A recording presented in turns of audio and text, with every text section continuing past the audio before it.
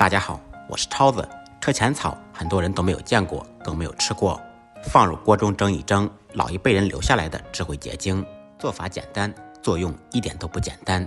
车前草应该很多人都见过吧？分布广泛，遍及各地，或是在田间，或是在路旁，耐寒耐旱，适应性强。在你们的老家有没有车前草呢？怎么称呼它？可以打在评论区。春天的车前草又嫩又绿，可以凉拌、煲汤或者炒着吃。今天给大家分享一种特别珍贵的做法。首先将采摘回来的新鲜车前草摘干净。车前草浑身都是宝，根部不用去，把老一点的叶子摘掉即可。全部摘干净以后，准备一盆清水，加入2小勺盐，少许小苏打，用手搅拌均匀，使盐和小苏打化开。摘好的车前草放入水中浸泡几分钟，这一步可以去除虫卵和杂质。浸泡好以后，再用手用力轻轻的揉搓，用清水清洗2-3遍，彻底洗净。洗好以后控水备用。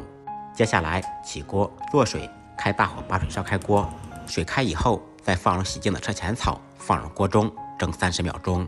利用锅中的高温蒸汽，使车前草全部断生。车前草的好处，相信很多朋友都比我更了解，在这里我就不多说了。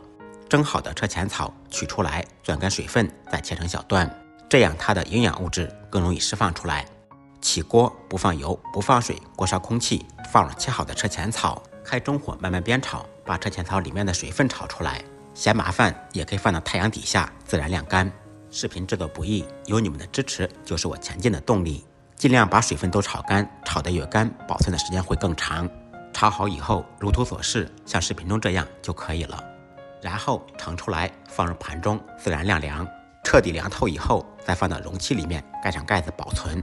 一款做法简单，作用一点都不简单的车前草茶就做好了。冲泡的时候抓上1小把，放入杯中，根据个人口味放入2朵菊花，少许冰糖，加入刚烧开的热水，稍微浸泡一会儿就可以喝了。喝起来有车前草、菊花的清香，夹带着醇厚的焦香，口感和味道都非常不错，关键是作用非常好，这也是老一辈人智慧的结晶。那么您知道它有什么作用吗？可以打在评论区。如果喜欢我的视频，可以点赞收藏转发一下。再忙再累，记得按时吃饭。下期视频见，拜拜。